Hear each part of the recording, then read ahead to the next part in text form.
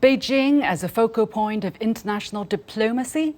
Russian President Vladimir Putin is paying a state visit to China from May the 19th to the 20th, just days after U.S. President Donald Trump concluded his trip, placing China again at the center of international attention. Now, this is Russian President Vladimir Putin's 25th visit to China. 25th, yes, and this year marks several important milestones in China-Russia relations. It is expected that ties will continue to deepen on all fronts. But if we zoom out, the visit is actually taking place against an interesting phenomenon where Beijing seems to have become everyone's destination. In less than half a year, all the other 4 permanent members of the UN Security Council will have visited China. Why is this the case? What does all that mean for you? And should the West be worried? To unpack all this and more, I'm pleased to be joined from Moscow, Russia by Yaroslav Lissovolik, founder and head of the Russia-based think tank BRICS Plus Analytics and member of the Russian International Affairs Council. From Beijing by Zhou Bo, senior fellow of the Center for International Strategy and Security at Tsinghua University.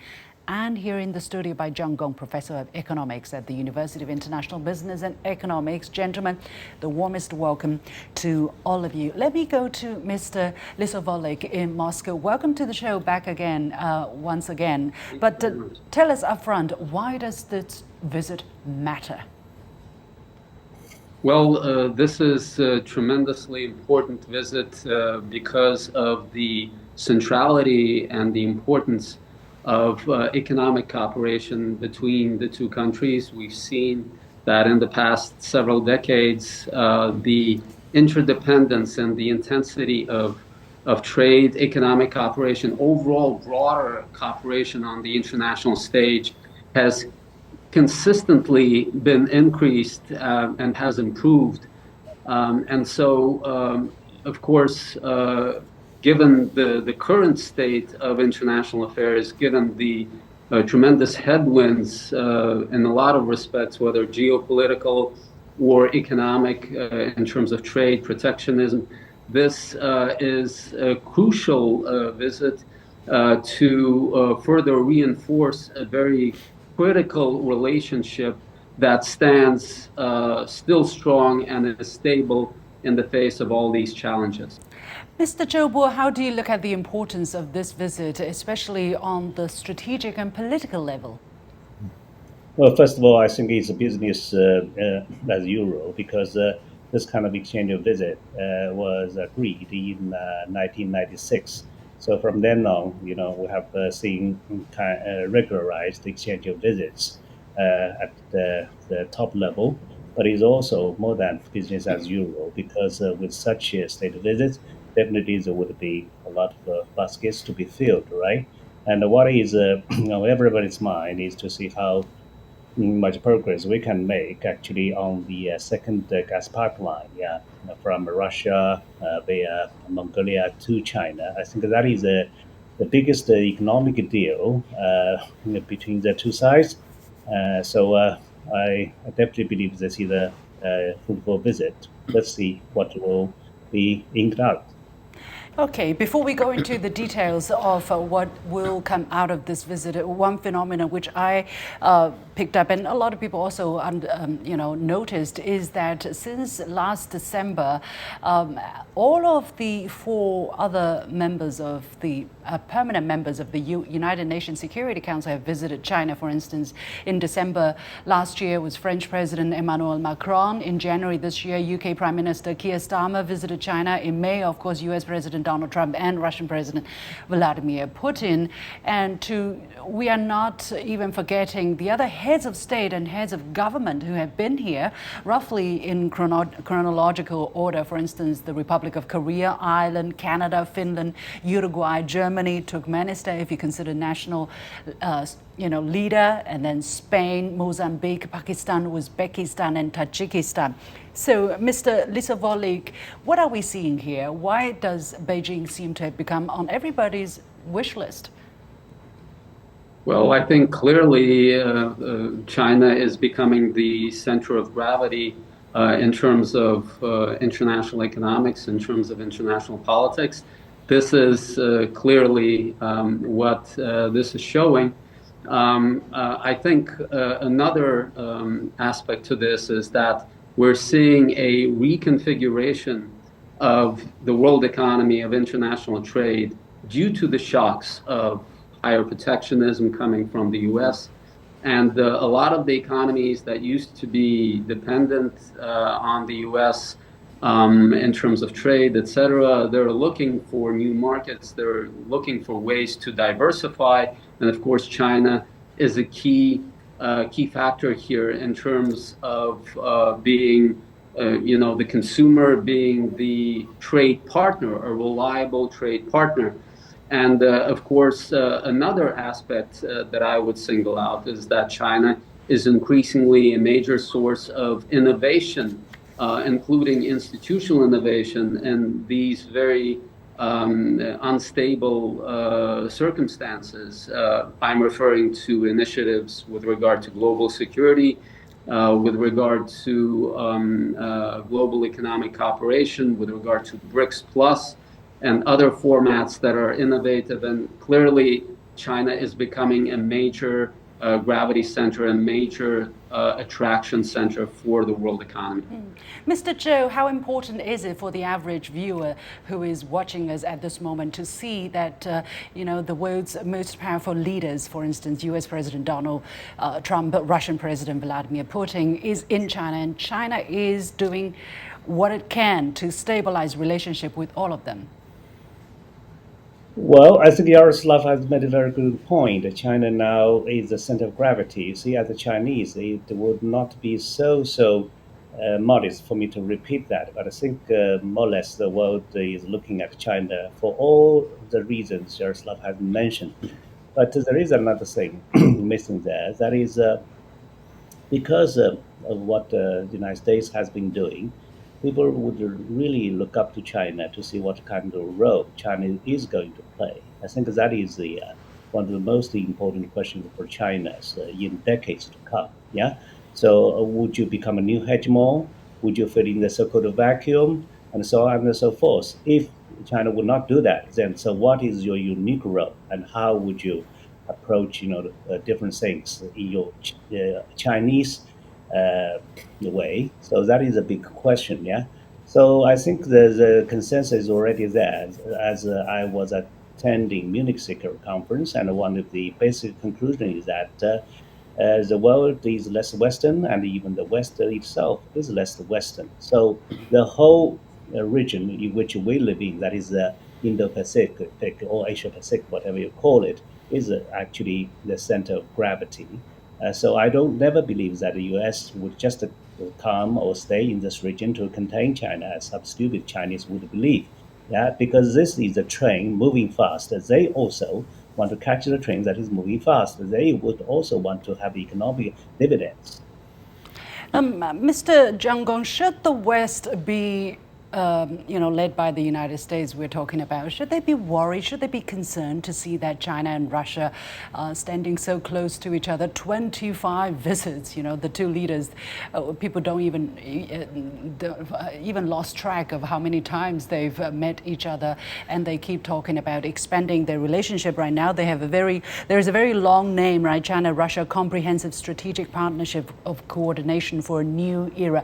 Should the West be concerned when they're looking at what's happening in Beijing between China and Russia? Yeah, well, I think they're concerned and worried. I think they should be grateful that China is the only country remaining in the United Nations Security Council, permanent Security Council, that is not engaged in fact in a conflict right now. You look at the United States, look at Russia, UK and France are the major forces behind the Ukrainian side, essentially engaging in a proxy war with Russia.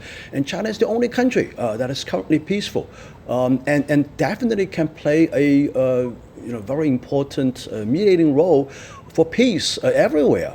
So I think, from that perspective, China's centrality, it comes from that position. And on top of the fact that China's economy is fast rising, we have more economic crowd around the world. Our exports are doing great, for the last few years, particularly since the beginning of the year. Our trade relationship with practically everyone is improving, other than the United States. That's a managed trade situation. So I think, look at all these aspects. I don't think that the West should be worried and concerned. They should be grateful, in my view, and that China is trying to play this a role of anchor, play a role of stability for world peace and stability and prosperity. So I think from that perspective, they shouldn't have a problem with China's foreign policy. Mr. Lissovolik, how do you look at here? I mean, as a Chinese, we always have a sense of humbleness. We don't want to believe that we're already there, that we're so important. Do you think China is already at that position that we are able to play that kind of role? Or is it just because of the frenziness, because of the uncertainty, that everyone is, looking for some kind of solution, but dust will settle and, people will be more rational in the near future?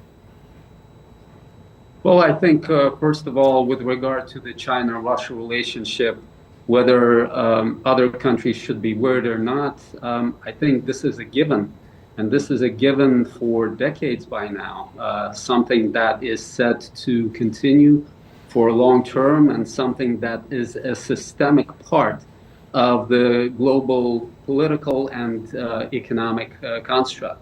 In terms of China's approach to the world, I would say I'm very encouraged by what I see, especially in areas such as BRICS, for example. Clearly, China is leading some of the most important initiatives in terms of shaping this new global economic architecture. And it's not doing it solo. It is expanding its embrace to do it together with the global community, with developing economies. And I think in this respect, initiatives such as BRICS Plus are very telling, because this is the initiative launched by China that essentially is about greater inclusivity and bringing more and more countries of the global community into the decision-making in global economics and global politics. Going forward, standing at the threshold of what China and the United States agreed upon, I mean, at least, it's very much the Chinese understanding of it is that China and the United States have agreed to stabilize their relationship.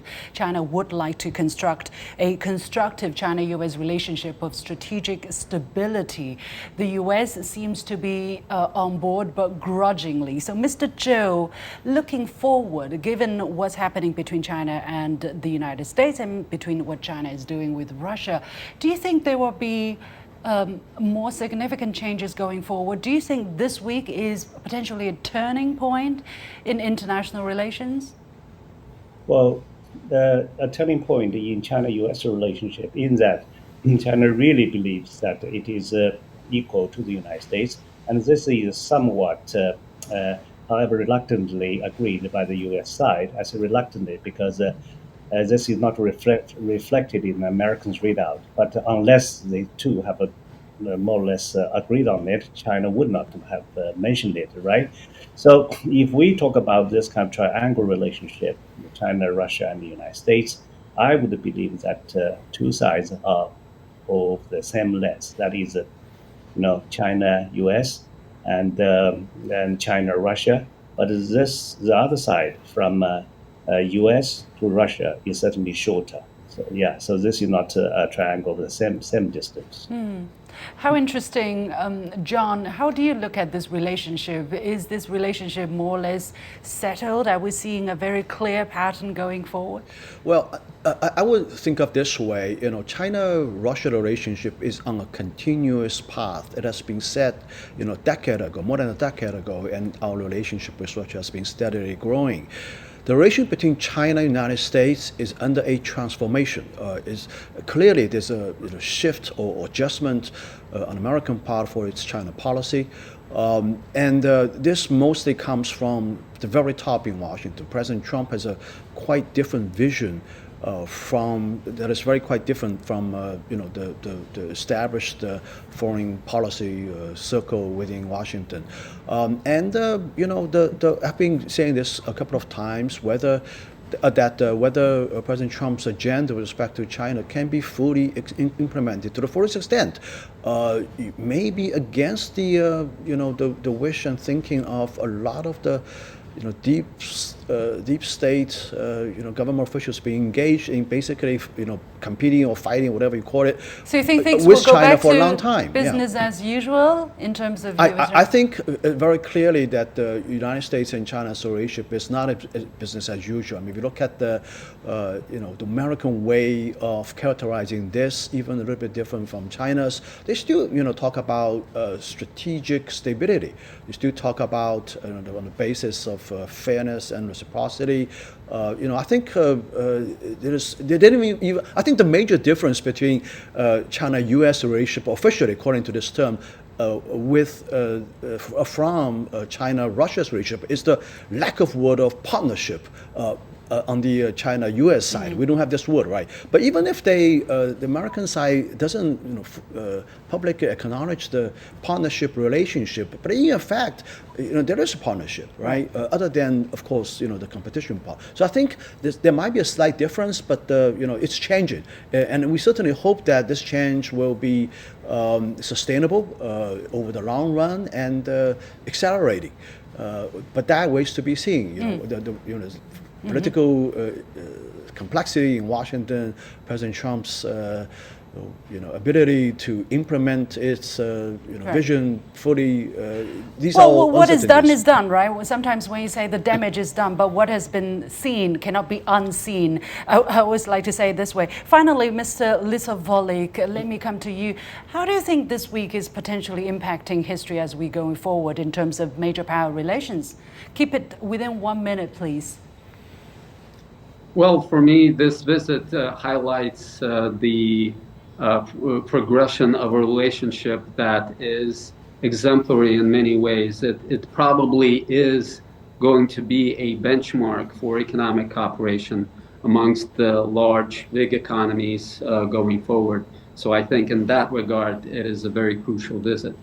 All right, we have to leave it there. No time left, but extremely interesting topic and extremely interesting period to be witnessing. Many thanks to Yaroslav Lissovolik, Zhou Bo, and Gong.